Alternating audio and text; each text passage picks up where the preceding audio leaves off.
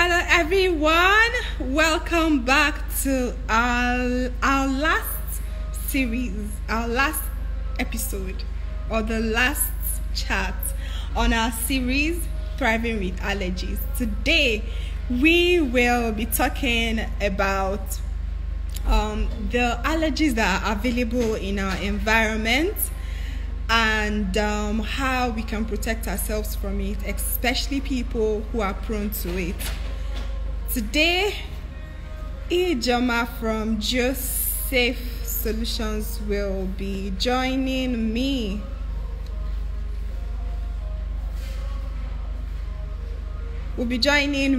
And she will be sharing a lot about that.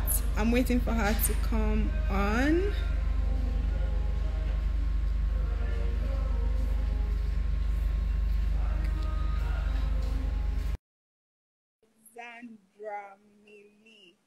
Hi caregivers, hi Mo baby. Welcome everyone. Thank you so much for joining us. While we wait for her to join us. Hi.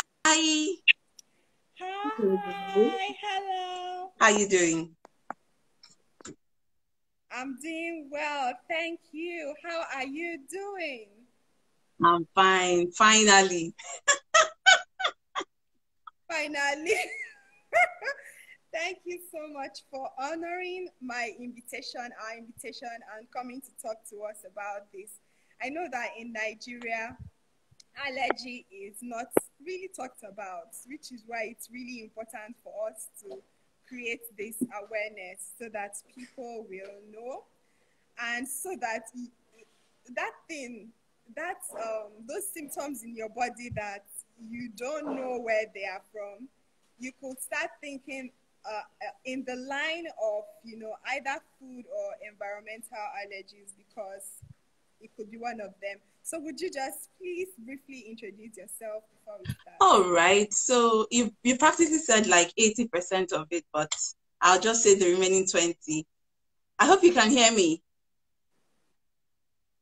Yes, fantastic. I can hear you. So I'm a safety professional, an occupational safety professional, trained in first aid, emergency response, and general wellness. Currently, I run Geosafe Solutions, an integrated safety and environmental solutions company. We assist our clients with tailor-made solutions for their safety needs and as well as their environmental requirements. So that's what I do in a nutshell. Do you want me to tell you the other part? There are plenty people. She was really modest about what she does and who she is. But later I'll tell you where to go and find her. So let's begin. What are the non-food allergies? All week we've talked about the food-related allergies. So what are the non-food allergies that we should know about? It's interesting. You know, when allergies are mentioned, most times we just chalk it down to food, right? But there are so many other things that can cause allergies. So people can be allergic to metal. People can be allergic to wool, fabric.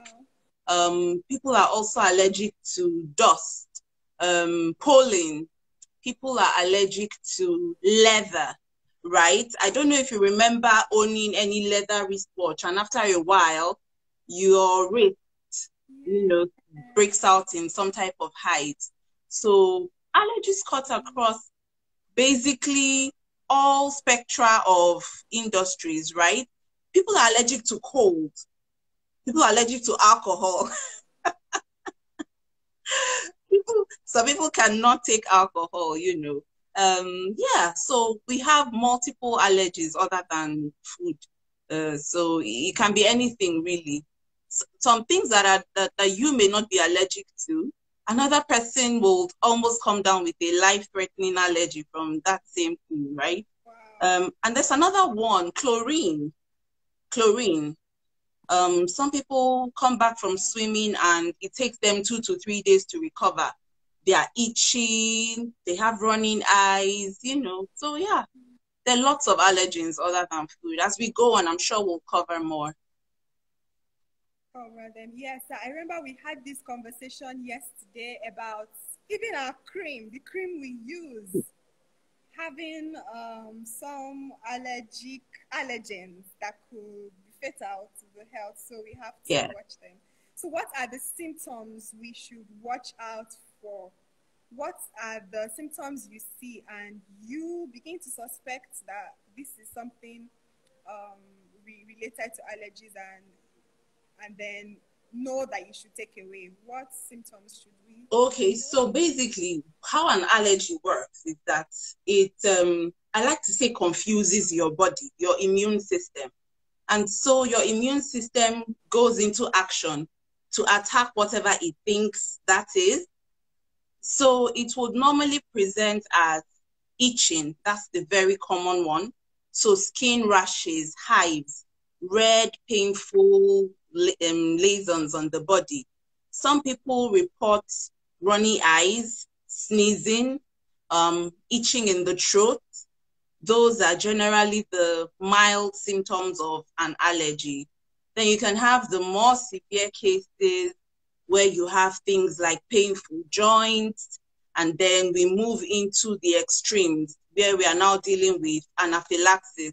The airways begin to shut, the tongue swells up, there's difficulty in breathing, or they're making a funny sound when they're breathing, they can't talk, the tone of their voice changes, right? So these will present in extreme cases of an allergic reaction.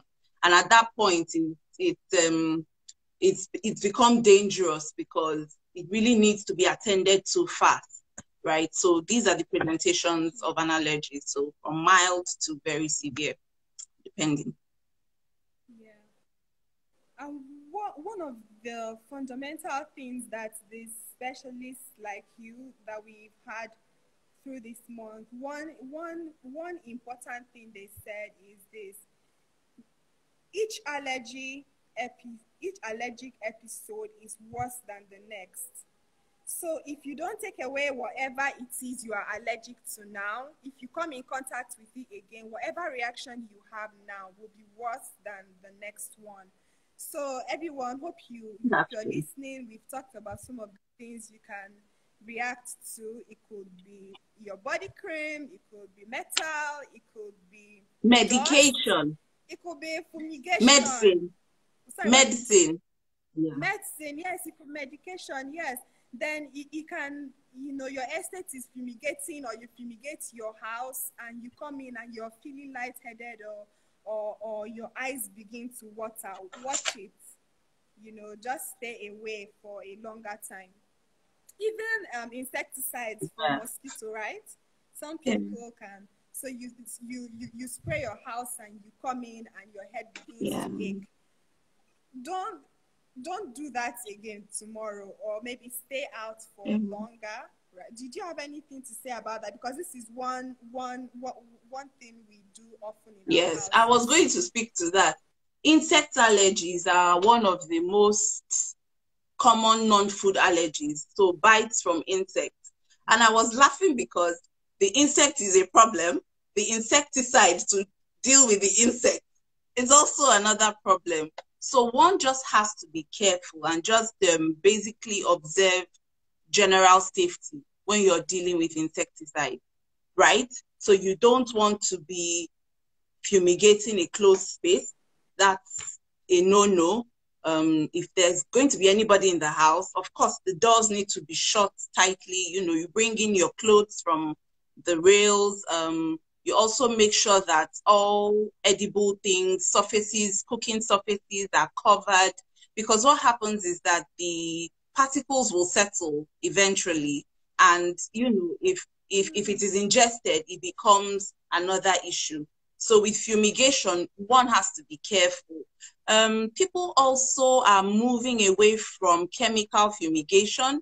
So people are now beginning to explore the natural way of doing things. And what I mean by that, so you get plants in your house that naturally repel certain insects.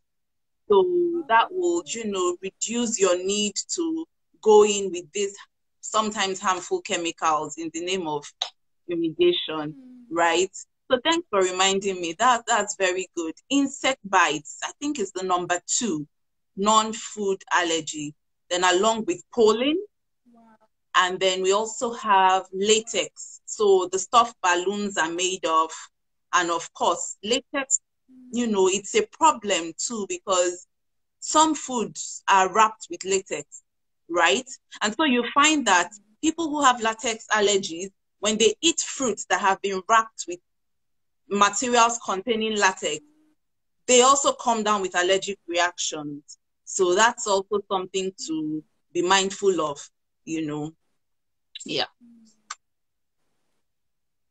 So the thing is, not everyone has allergic reactions. Some people would come in contact with something and react, others wouldn't. So why? Why is that? Okay, so but I mean, I think if you ask me, the main factors, I think they're just 2, really. I would categorize them into 2. So genetics is the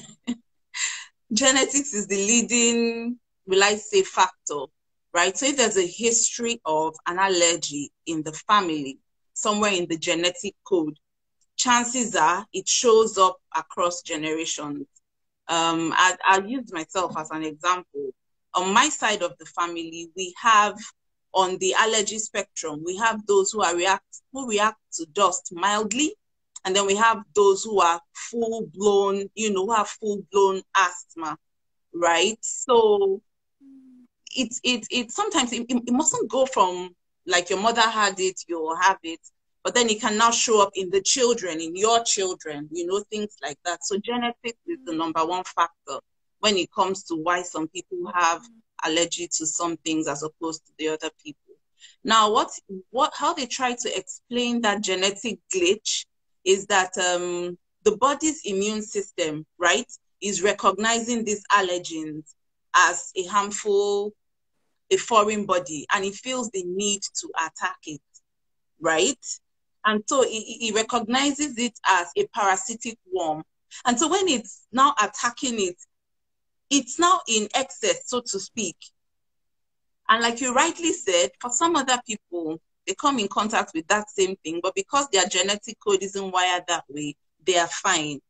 And that's the annoying thing about allergies. Most time you have to come in contact with it before you know, right? Until you encounter it, am I allergic? Am I not allergic? So the other factor will be environmental exposure. There's a school of thought that believes the more you expose babies or children to allergens when they are younger, the less likely they are to have an allergic reaction to the thing later on in life. Now, that's true for some things, because they also say that when you expose children to a wide variety of pathogens, like in the natural environment, so the more pathogens they come in contact with, their bodies build up a natural immunity. And so if they do come in contact with allergens, the body doesn't treat it as seriously, right? So they are less likely to have severe allergic reactions and things like that. So those are the 2 schools of thought, genetics and environmental factors, depending on how you look at it. Yeah, so at this point, if you have any questions, please type your questions so that I can see it and ask. So the next thing is, how can we, if you are aware that you already have these allergies, how can you protect yourself from them? Okay, so like I said, the first one is the major one that I want to talk about, the major non-food allergies, allergy to medication. And interestingly, on this side of the fence, in our side of the world, we are very given to self-medication. It should be discouraged, because that's why medication should only be taken upon prescription, right?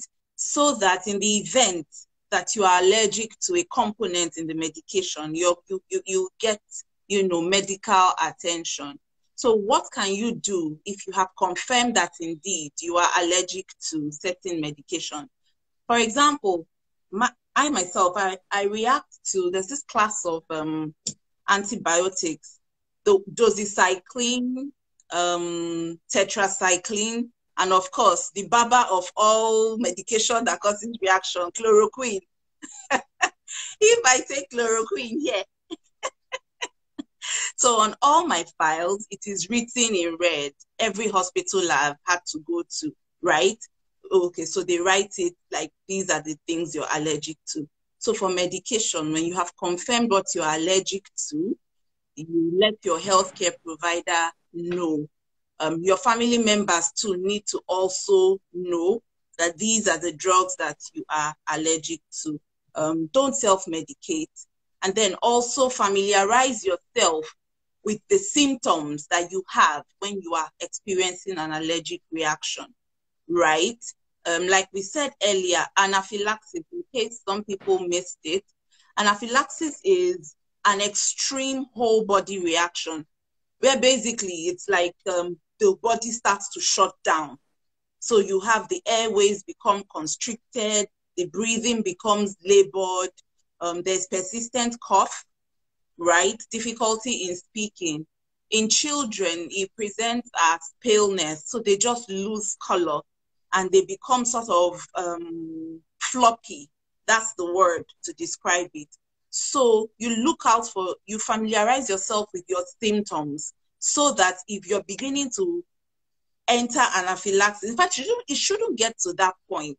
So just know your symptoms, let everybody around you know what it is you react to, and do not self-medicate, because drug allergies are, when they present themselves, they may be quite severe. So what else is common that we react to? Latex, so plastic, rubber, and all that. To protect yourself, if you have confirmed that you have those allergies, choose non-latex options.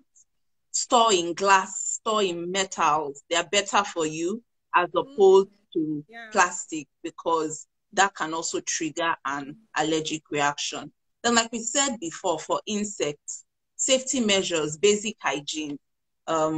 Make sure that your surroundings are clean. If you see an insect, try to kill it as soon as you see it.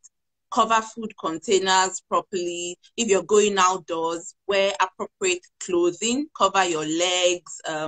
If you're having drinks outdoors, look out for insects that may have dropped into your drink when you're outdoors. For children, insect repellent might be a good idea, right? If they're going outdoors to play, wear appropriate clothing, so that you reduce the risk of getting bitten. Yeah, so one of the people we had on this series is the allergy chef. Yeah.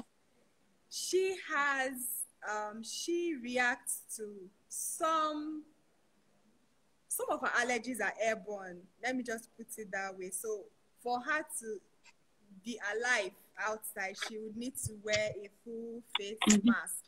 So that's one of the things, because for people who work in environments where they are exposed to these things, it's important for them to protect themselves, because we might not always be able to avoid them, right? Yeah. So yeah, so for people who have pollen, dust, how can they protect themselves? Yes, so for pollen and dust, you are right.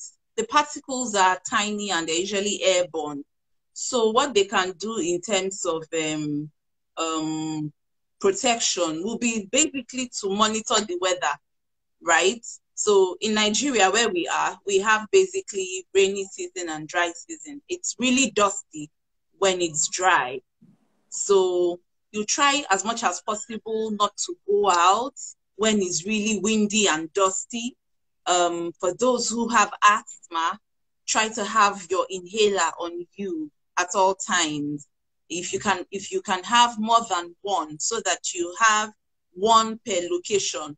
So maybe one in the room, one in a bag you take to the office, one in the children's school bag, things along those lines.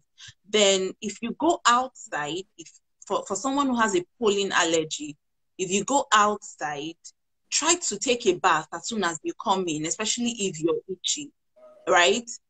I'm trying to think of what the name is now. There's certain people who, when they cut grass, you know that smell when rain finishes falling and the grass was cut. I have a family member that once they're cutting the grasses around the house, she literally has to relocate till they are done. Because when they cut, the pollen goes up and her eyes, ears, nose, and this is in Nigeria here. So you just monitor the activities around you, right? So, and this is where I think that information is also important. If they're going to cut grass, if they're going to fumigate, if they're going to spray something, advance notice should be given so that, those who have allergies can make alternative, arrangements for the day. Yeah, so that's essentially it for pollen. Then dust. If we're talking about dust, of course, indoors, wipe down surfaces as much as you can. Try to ensure that you have very minimal carpeting. That's rug. It's for someone that has a dust allergy. Rugs and cloth really is a very big trigger. So reduce carpeted spaces in your living areas.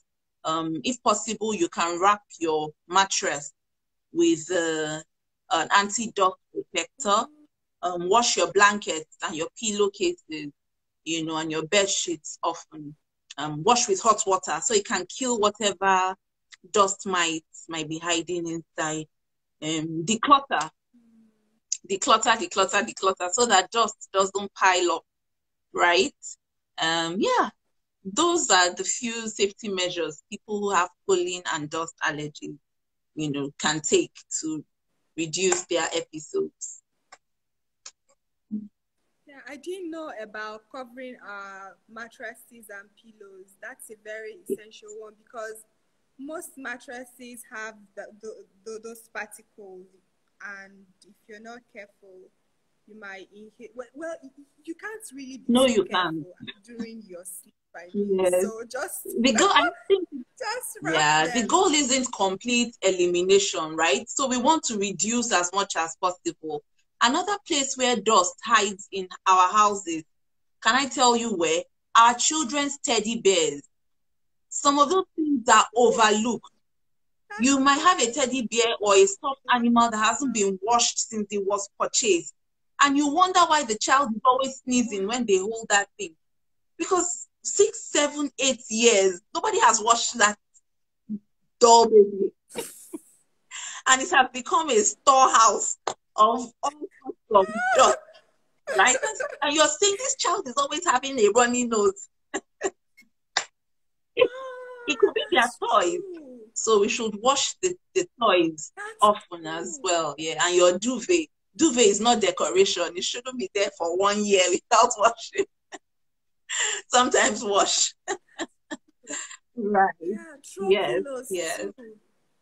Wow. Now, how often should we change our pillows? Because this is an argument I actually got into with my husband. Absolutely. How often should we change our pillows? Will I be presumptuous to say every year? Maybe that might be a little presumptuous. I think 2 years. Because we can't really wash. Well, can we wash? We can wash our pillows. It depends on the stuffing of the pillow. I remember when I was younger, now that I think about it, I remember us opening the pillows to actually wash the case.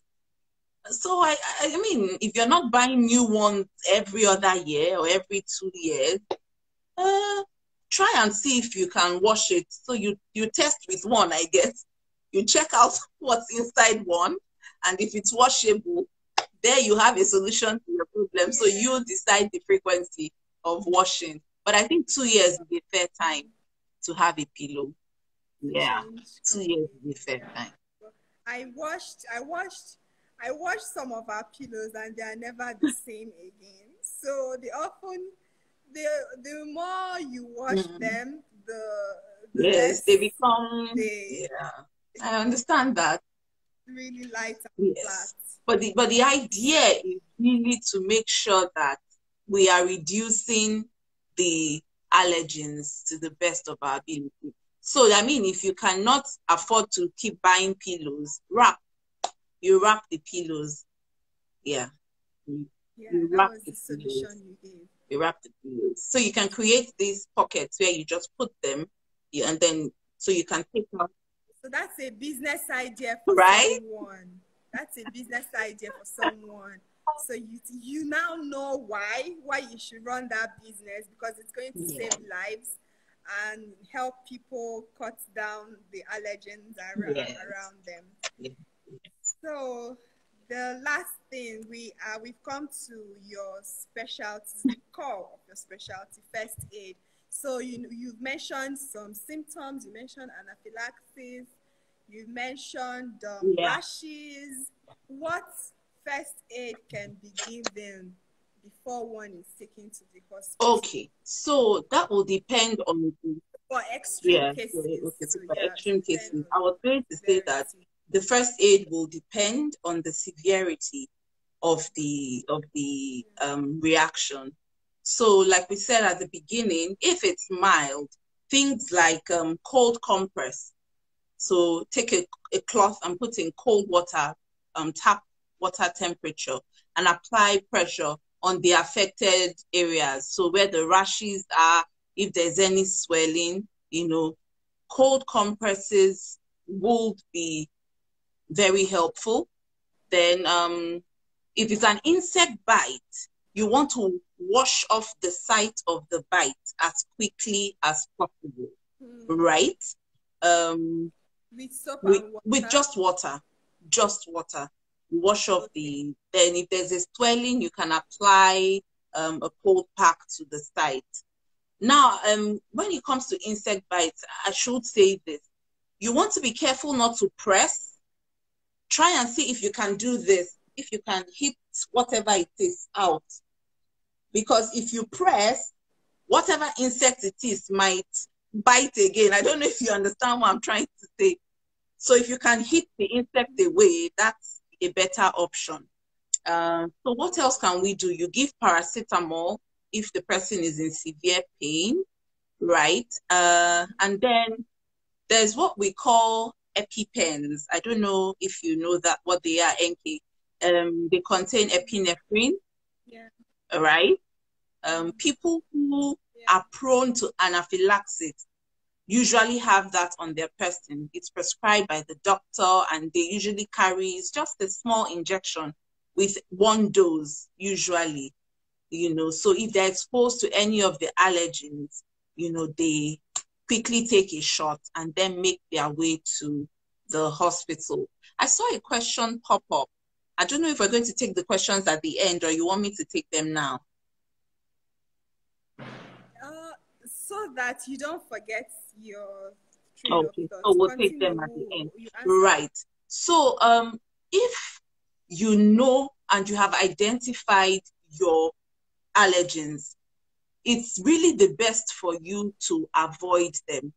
And at this juncture, I'm going to say that it's a very good idea for everybody to have an antihistamine in their house, right? So antihistamines are things that help with allergic reactions by reducing inflammation.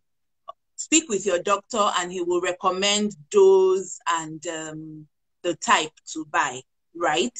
The reason I say this is because, like we have established, most of them are mild. So by the time you apply a cold compress and take medication and, wipe it down, usually the person is okay.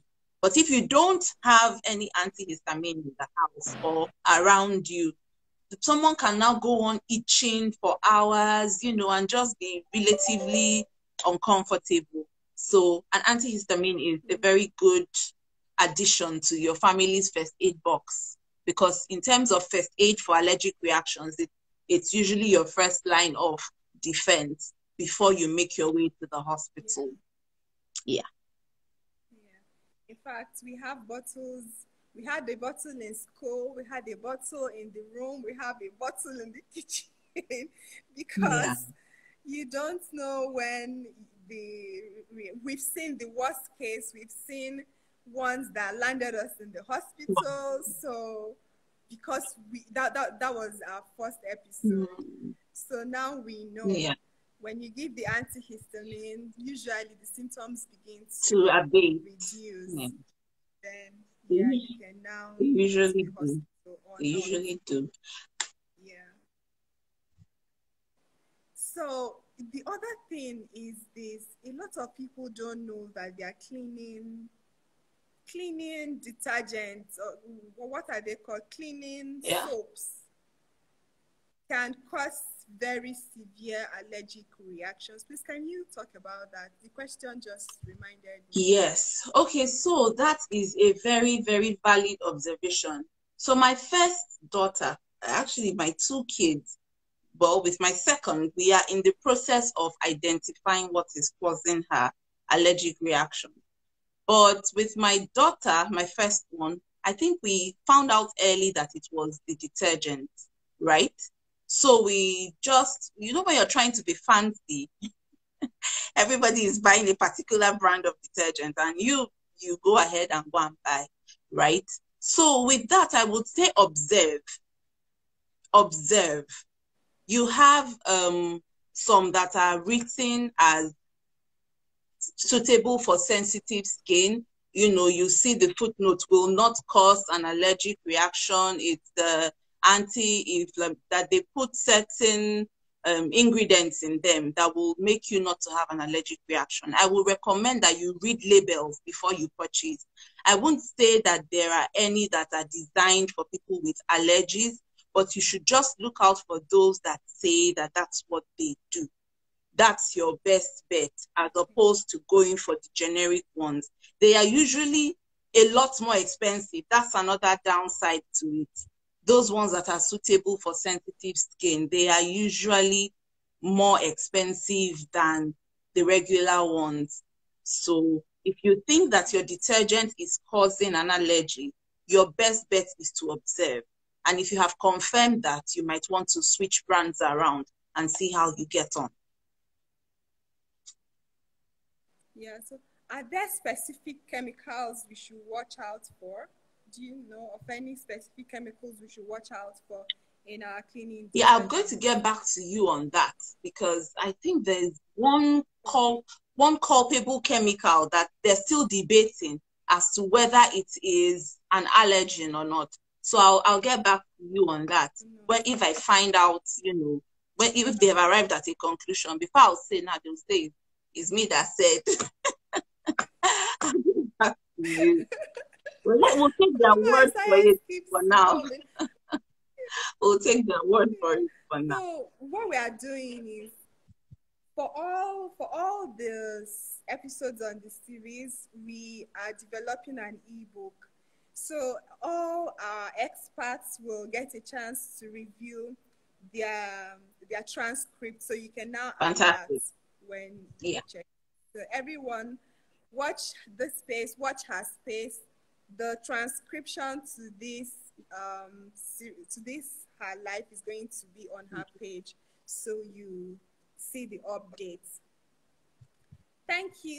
Any more questions? Coming on live without any other questions? Yeah. Yeah, I see a comment from Bree Hill. It says we have some anti-nutritional factors contained in potato and cassava peels. It also affects some kids. That is true. Correct. I agree with you. That's correct information. Yes. Wow. So what happens to us? Yeah. So what happens to us when we cut yam? Is actually an allergic reaction. Right. I was going there. Is that it? When you cut yam and you keep itching. Yeah. But if you observe, it would usually pass. Wow, okay. But in some people, when they cut yam, it actually progresses from itching to actual painful hives. So, these are the allergens even in naturally occurring foods and naturally occurring substances.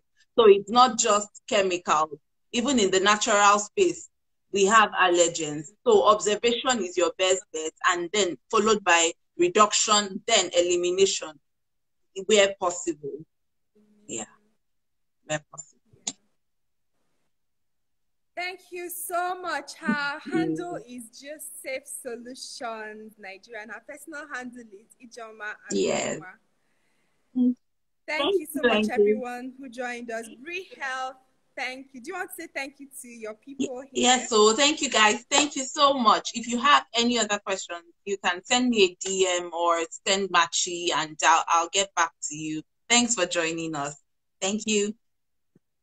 Thank you, everyone. Bye.